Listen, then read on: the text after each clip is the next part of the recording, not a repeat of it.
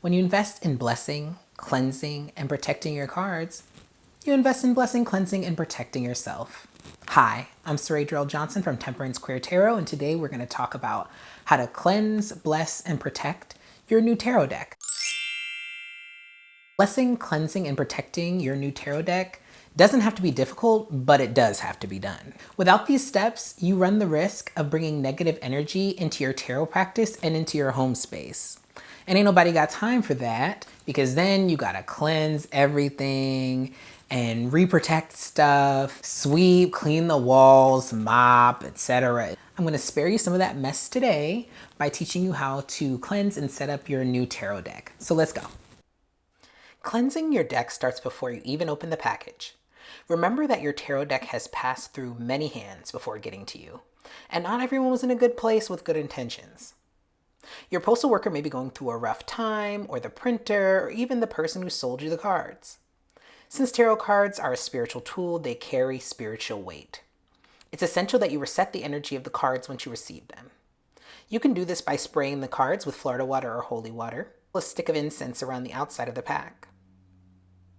I like to make sure I've taken a cleaning spiritual bath before opening a new deck of cards, so any negative impressions on me don't transfer over to my clients. You can also spray yourself with Florida water or cleanse your head with regular tap water. This means whatever the cards came with is now removed. Now that you have a clean slate, let's move on to step 2.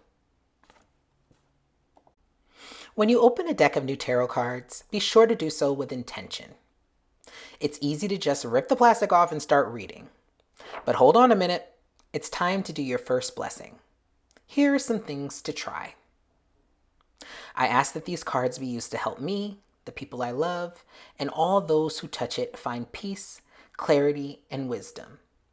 Or, may these cards bless me and those I read for.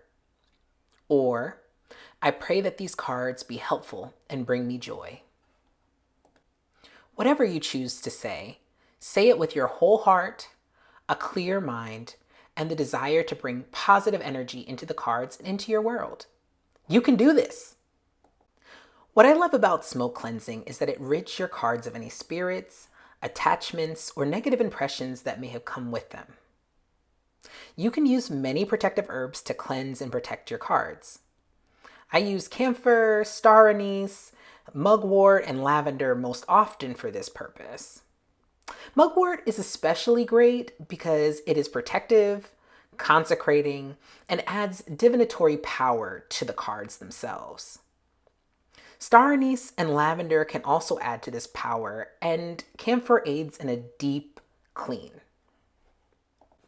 It can be tempting to believe that spiritual objects were made and sent with excellent intentions and energy. The truth, however, is that spiritual and religious people are only human, and that's beautiful. But it means that we must be intentional about cleaning ourselves and our sacred tools. Not only will smoke cleanse your deck, it'll also protect it. So you need to create a sacred space in your home. This place should be cleansed, blessed, and protected as well.